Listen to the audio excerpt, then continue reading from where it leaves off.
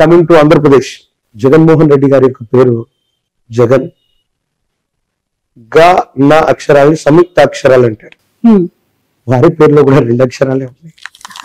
అంటే జాదీసి only gun అని పెట్టాలా జగన్ గారికి? జగన్ అంటే గా అన్నటువంటిది సంయుక్తము, అంటే ఒక అక్షరంతో మరో సగం అక్షరం కలిసిపోతే దాన్ని సంయుక్తాక్షరం అంటారు తెలుగులో.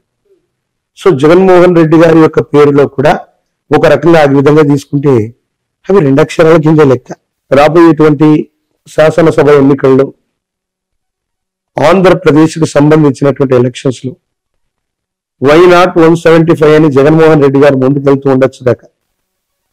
కానీ మనం శోభకృతనామ సంవత్సరంలో ఉన్నాం.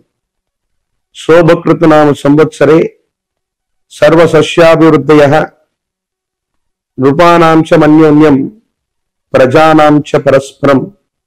ప్రజల చేత ప్రజల కొరకు ఎన్నుకోబడ్డటువంటి ప్రజా సంబంధమైన ప్రభుత్వాలు మాత్రమే ఈ శోభకృతు అనేటువంటి పేరు కలిగినటువంటి సంవత్సరాల్లో వస్తాయని శాస్త్రం. ఇక్కడ అదే జరిగింది. జగన్మోహన్ రెడ్డి గారు 175 స్థానాలు 151 ప్లస్ వాళ్ళు అనుకుంటున్నారు. తీవ్రమైనటువంటి ప్రజా వ్యతిరేక సంబంధమైన స్థితిగతుల వల్ల మళ్లీ అధికారంలోకి రావటం అన్నటువంటి విషయం మీద వాళ్ళు దృష్టి పెట్టాలి.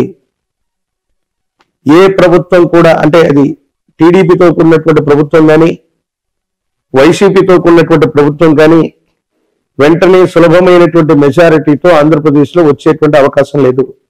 But first priority is Jaganmohan Reddy గారికి సంబంధించిన ఆరుద్ర నక్షత్రం, కాలజ్ఞానానికి సంబంధించినటువంటి స్థితిగతులు, దేశ కాలమాన పరిస్థితులను బట్టి చూస్తే ఆ ప్రభుత్వం బోటాబోటీ మెజారిటీ, అంటే కనీస మెజారిటీతో కంటిన్యూ అవ్వటానికి కొన్ని ప్రత్యేకమైన ఎక్కువ అవకాశాలు ఉన్నాయి. విపక్షాలుగా చెప్పుకోబడుతున్నటువంటివి జనసేనతో కూడినటువంటివి. ఆయనది శ్రవణ నక్షత్రం. పవన్ కళ్యాణ్ గారు సమీపమైన భవిష్యత్తులో తప్పకుండా అమాత్యుడు, మంత్రి, అది ముఖ్యమంత్రి అవ్వండి, కేంద్ర మంత్రి అవ్వనివ్వండి, అమాత్యుడు అన్నటువంటి స్థానానికి దగ్గరగా ఆయన జాతకం ఉండబోతుంది. తెర మీద బొమ్మలు గద్దెనెక్కారన్నటువంటి గురుదేవుల యొక్క వాక్య సాక్షిగా పవన్ కళ్యాణ్ గారు సమీపమైన భవిష్యత్తులో, అది ఈ 5 సంవత్సరాల్లో కూడా అయి ఉండొచ్చు, ఈ రాబోయేటువంటి 5 సంవత్సరాల్లో కూడా అయి ఉండొచ్చు, ఖచ్చితంగా వారు ముఖ్యమంత్రి లేదా ఆ స్థానానికి దగ్గరగా ఉన్న అమాత్యుడు ఆ స్థానాన్ని అధిరోహించేటువంటి అవకాశం కూడా తప్పకుండా ఉంది. మొదటి ప్రాముఖ్యతగా వైఎస్ జగన్మోహన్ రెడ్డి గారి యొక్క నేతృత్వంలో ఉన్నటువంటి వైసీపీ ప్రభుత్వం బోటాబోటీ మెజారిటీతోనైనా మళ్లీ అధికారంలోకి రావటానికి కొంత ఎక్కువ అవకాశాలు ఉంది. అవకాశాలు జగన్ ఉన్నాయంటున్నారు, పవన్ కళ్యాణ్ గారికి కూడా లేకపోలేదు అంటున్నారు. ఎలా సాధ్యమవుతుంది? వైసీపీ ప్రభుత్వం వస్తుంది, అవకాశం ఉంటే జగన్మోహన్ రెడ్డి గారితో పవన్ కళ్యాణ్ గారు కలిసి పనిచేయకూడదా? అవకాశాలు ప్రస్తుతం ఏపీలో కనిపిస్తున్నాయి. ఒకవేళ జగన్మోహన్ రెడ్డి గారి యొక్క ప్రభుత్వం బోటాబోటీ చెప్తా, 2009 సంవత్సరంలో ప్రజారాజ్యం పార్టీ వచ్చింది. దేనికి వ్యతిరేకంగా వచ్చింది? ఈ ప్రాంతీయ పార్టీ దేశంలో అధికారంలో ఉన్నటువంటి కాంగ్రెస్ కి. అందరూ చిరంజీవి గారి యొక్క జీవితాన్ని, రాజకీయ జీవితాన్ని గొప్ప ఫెయిల్యూర్ అంటారు. నేను చెప్తాను అది చాలా సక్సెస్ఫుల్. అది ఎవరికి సాధ్యం కాని అంశాన్ని ఆయన చేశారు. ప్రజారాజ్యం పార్టీ పెట్టారు, ఎమ్మెల్యే అయ్యారు 5 ఏళ్లలోనే, అంటే పెట్టిన వెంటనే ఎంపీ, రాజ్యసభ అయ్యారు, కేంద్ర మంత్రి కూడా అయ్యారు. 5 సంవత్సరాల తర్వాత పార్టీ విలీనమైంది. ఎన్టీఆర్ గారు కూడా ఇటు దేశంలో ఇటు రాష్ట్రంలో చక్రం తిప్పగలిగినటువంటి స్థితి ఎన్టీఆర్ గారికి కూడా లేదు. పార్టీ పెట్టారు, ముఖ్యమంత్రి అయ్యారు అంతే. కానీ చిరంజీవి గారు పార్టీ పెట్టినటువంటి నేపథ్యంలో జగన్మోహన్ రెడ్డి గారు బయటకు వెళ్లిపోవడం వల్ల కాంగ్రెస్ ప్రభుత్వం మైనారిటీలో పడితే కిరణ్ కుమార్ రెడ్డి గారు ముఖ్యమంత్రిగా ఉండడానికి కారణం చిరంజీవి గారు అయ్యారు. అటు దేశంలో ఉన్నటువంటి యూపీఏ కూటమిలో కూడా మిత్రస్వామ్యంగా వాళ్ళు ఉన్నారు. అటు దేశంలో రాష్ట్రంలో 2 గవర్నమెంట్ లో పనిచేసి 5 సంవత్సరాల తర్వాత వాళ్ళు విలీనమైపోయారు కాంగ్రెస్ లో.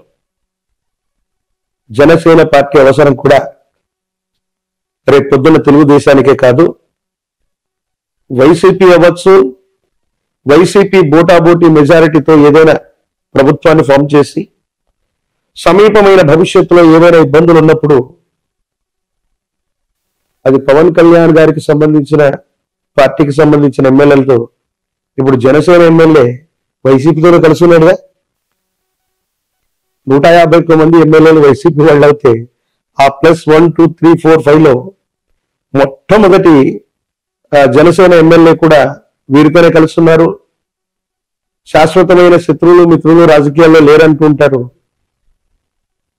ఈసారి వైసీపీ ప్రభుత్వం ఒకవేళ వ్యవస్థీకృతమై గవర్నమెంట్ ని ఫామ్ చేసిన 5 సంవత్సరాల్లోపు ఏదైనా అస్థిరమైనటువంటి ప్రభుత్వం ఏర్పడితే పవన్ కళ్యాణ్ గారి యొక్క నేతృత్వంలోని జనసేన కూడా భాగస్వామ్యం అవ్వచ్చు, లేదా వీటన్నిటికీ కూడా సమీప భవిష్యత్తులో ఆల్టర్నేట్ గా ఉండి జనసేన సొంతంగా అవకాశం, అంటే మళ్ళీ రాబోయే 5 సంవత్సరాల కట్టుగా సొంతంగా వాళ్ళుగా ప్రభుత్వాన్ని ఏర్పాటు చేయగలిగిన స్థితి కూడా ఖచ్చితంగా ఉంది.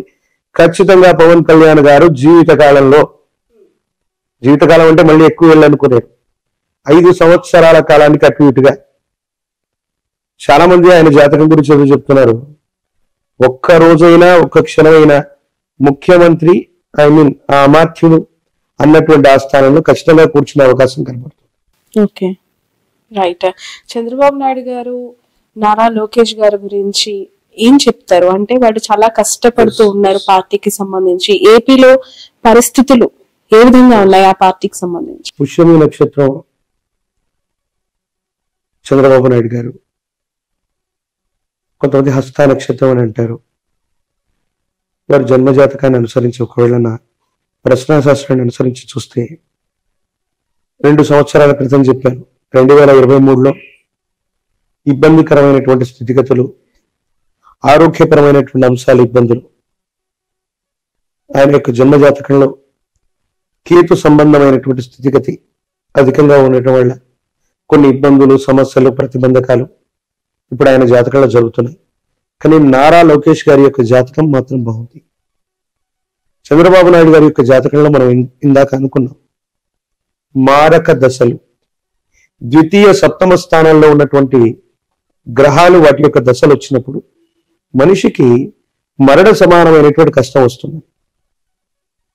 వారి యొక్క జాతకాన్ని నేను అనాలిసిస్ చేస్తే 2002 2004 మధ్యలో సప్తమ స్థానానికి సంబంధించి శనికి సంబంధించినటువంటి దశ జరిగింది, అంతర్దశ.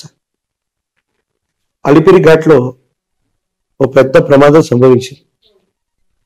అప్పుడు ఆయన ముఖ్యమంత్రిగా ఉన్నారు, మన ఉభయ ఆంధ్రప్రదేశ్కి ముఖ్యమంత్రిగా ఉన్నారు. అప్పుడు వెంటనే వారు బై ఎలక్షన్స్ కి వెంటనే వెళ్ళిపోవడం, ముందస్తు ఎన్నికలకు వెళ్ళిపోవటం, రిజైన్ చేయటం.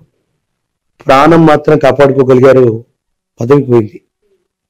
10 ఏళ్ల వరకే మళ్ళీ ఆయన అధికారంలోకి రాలేదు. మళ్ళీ కమింగ్ టు ద్వితీయ సప్తమ స్థానాలకు సంబంధించిన స్థితిగతుల్లో అలాంటి అంతర్దశలు 2023లో మొదలయ్యాయి.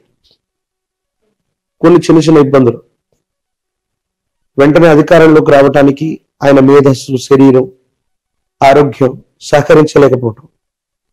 2028 నేను మళ్ళీ చెప్తున్నాను, 2028వ సంవత్సరం ప్రారంభానికి అటు ఇటుగా మాన్యశ్రీ మాజీ ముఖ్యమంత్రి వర్యులు శ్రీ నారా చంద్రబాబు నాయుడు గారి యొక్క జాతకంలో ఇబ్బంది కలిగించేటువంటి దశలున్నాయి. ఆరోగ్యపరంగా కానీ, మరణ సమానమైనటువంటి కష్టాలు కానీ, తీవ్రమైనటువంటి ఇబ్బంది కలిగించేటువంటి గ్రహగతులు 2028 ప్రారంభంలో ఆయనకు సంబంధించిన వ్యక్తిగతమైనటువంటి జాతకం, నాకు తెలిసినటువంటి ప్రశ్నాశాస్త్రాన్ని సంయుక్తం చేసుకుంటే ఇప్పటికే ఆయనకు సంబంధించిన కొన్ని విషయాల్ని భవిష్యత్తుకు సంబంధించి నేను ప్రెడిక్ట్ చేసి చెప్పడం జరిగింది. మళ్ళీ కూడా చెప్తున్నాను, ఈ ఉభయ తెలుగు రాష్ట్రాల్లో, ఈ హైదరాబాద్ లో సైబరాబాద్ సిటీ ఉంది అంటే, అత్యాధునిక సాంకేతిక పరిజ్ఞానం మన భాగ్యనగరంలో ఉంది అంటే ఒక గొప్ప అడ్మినిస్ట్రేటర్. ఆంధ్రప్రదేశ్ రాష్ట్రంలో అమరావతి రావాలన్నా, దేశం మొత్తం గర్వించదగినటువంటి రాజధాని నగరం ఉండాలన్నా అలాంటి గొప్ప వ్యక్తి అధికారంలోకి రావాలి. కానీ వారికి సంబంధించినటువంటి వ్యక్తిగతమైనటువంటి జాతకంలో ఉన్న ఇబ్బందులు, గోచార పరిస్థితులు, కొన్ని ఇతర కారణాలు, దేశ కాలమాన పరిస్థితులను బట్టి విశేషవంతమైనటువంటి జనాకర్షణ కలిగి ఉన్నా కూడా చివరి నిమిషంలో ఏదైనా ఇబ్బంది కలిగే అవకాశం ఉంది. అలాంటి వ్యక్తి అధికారంలోకి రావాలని మనమందరం కూడా సామాన్యమైనటువంటి ప్రజానికంగా మనం కోరుకోవాలి తప్ప వారి జాతకాన్ని అనుసరించి చూస్తే మాత్రం కొంచెం ఇబ్బంది ఉంది.